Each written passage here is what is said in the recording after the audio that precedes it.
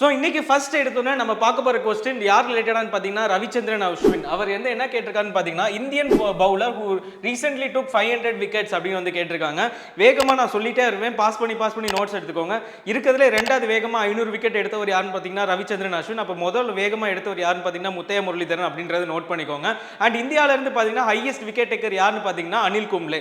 So இது மூலமாக வந்து 4 மார்க்ஸ் வந்து நம்ம வந்து பார்த்துருக்கோம். அடுத்தது வென் வாஸ் தாட்கோ எஸ்டாப்ளிஷ்? தாட்கோன்றது வேற ஒன்றுமே கிடையாது, Tamil Nadu Adi Dravidar housing and development corporation. இது எந்த ஆண்டு கொண்டு வந்திருக்காங்கன்றது தான் கேள்வி. 1974 இஸ் தி கரெக்ட் ஆன்சர்.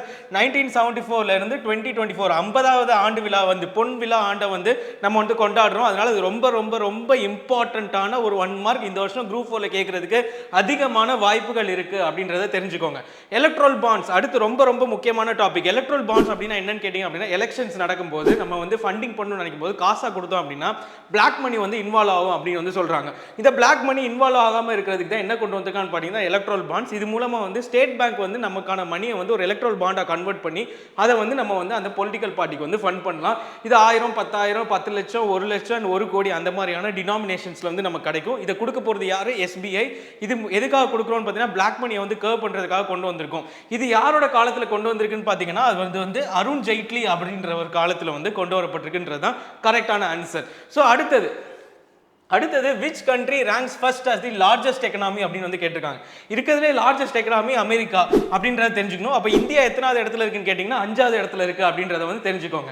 எந்த ஸ்டேட்ல வந்து அயன் ஓர் டெபாசிட்ஸ் வந்து அதிகமாக கிடைச்சிருக்குன்னு பார்த்தோம்னா ரீசெண்டாக வந்து 1888 ஹெக்டார்ல வந்து என்ன கிடைச்சிருக்குன்னு பார்த்தீங்கன்னா அயன் ஓர் எந்த இடத்துல கிடைச்சிருக்குன்னா ராஜஸ்தான் அப்படின்ற இடத்துல தான் வந்து கிடைச்சிருக்கு.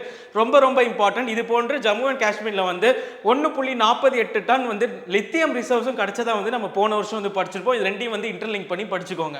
இப்போ அடுத்தது வந்து which state வந்து வான் மித்ரா அப்படின்ற ஸ்கீமை வந்து வெளியே கொண்டு வந்தாங்க. இந்த வான் மித்ரா ஸ்கீம் அப்படின்றது வேற ஒன்றும் கிடையாது, கிரீன் ஏரியா வந்து இன்க்ரீஸ் பண்றது. இந்த கிரீன் ஏரியா அப்படின்னு என்னன்னு பார்த்தீங்கன்னா செடி வளர்க்குறது, மலம் வளர்ப்பது, இந்த மாதிரி கிரீன் ஏரியா என்விரான்மெண்ட் ரிலேட்டடாக கொண்டு போறது தான் என்னன்னு சொல்லுவோம்னு பார்த்தீங்கன்னா வான் மித்ரா அப்படின்னு வந்து சொல்லுவோன்றதையும் நோட் பண்ணிக்கோங்க. இது எந்த ஸ்டேட்ல கொண்டு வந்திருக்காங்கன்னா ஹரியானா ஸ்டேட்ல வந்து கொண்டு வந்திருக்காங்கன்றதை வந்து நீங்க வந்து நோட் பண்ணி வச்சுக்கோங்க. அடுத்தது which state recently rejected one nation one election? இந்த one nation one electionன்றது வேற எதுவுமே கிடையாது. லோக்சபா எலெக்ஷன் நடக்கும் போதே வந்துட்டு ஸ்டேட் எலெக்ஷன்ஸையும் நடத்துறது தான் வந்து one election one nation one electionன்றதை வந்து நம்ம வந்து புரிஞ்சுக்கணும். இதை எந்த ஸ்டேட் வந்து நிராகரிச்சிருக்குன்னு பார்த்தீங்கன்னா தமிழ்நாடு.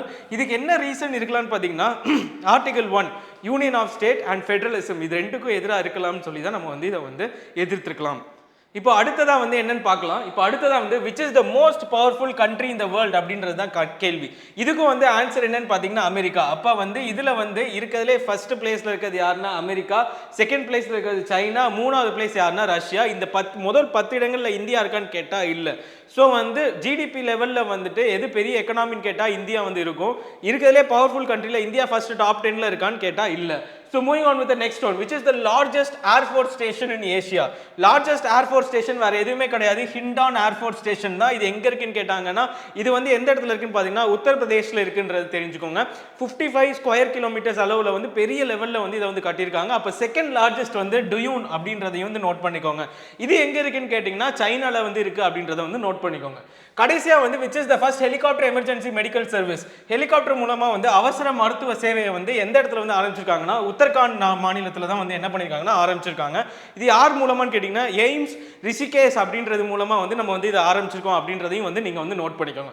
இப்போ கடைசியா ஒரு ப்ரீவியஸ் இயர் கொஸ்டின். இந்த ப்ரீவியஸ் இயர் கொஸ்டின்ல வந்து ஒர்க்மேன்ஸ் காம்பன்சேஷன் ஆக்ட் வந்து எந்த வருஷம் கேட்டிருக்காங்க? 1923. இது போன்ற ஃபேக்டரிஸ் ஆக்ட் 1948, காம்படிஷன் ஆக்ட் 2002 இது ரெண்டையுமே வந்து நோட் பண்ணிக்கோங்க. அப்புறம் பெரிவாரி யூனியன் கேஸ் வந்து எந்த வருஷம்ன்றதை வந்து கமெண்ட் செக்ஷன்ல கமெண்ட் பண்ணுங்க. So see you in another video tomorrow. So stay tuned and subscribe for Ustadin Academy. So இது மூலமா நீங்க வந்து கரண்ட் அஃபேர்ஸை டெய்லி 5 மினிட்ஸ் இதில் மார்க் பண்ணி 5 மினிட்ஸ் நீங்க வந்து ரிவிஷன் பண்ணிங்க அப்படின்னா 10 மினிட்ஸ்ல கரண்ட் அஃபேர்ஸ் உங்களுக்கு ரெடி. நீங்க இப்போ வந்து மற்ற சப்ஜெக்ட்ஸ்ல வந்து கான்சன்ட்ரேட் பண்ணலாம். தேங்க்யூ.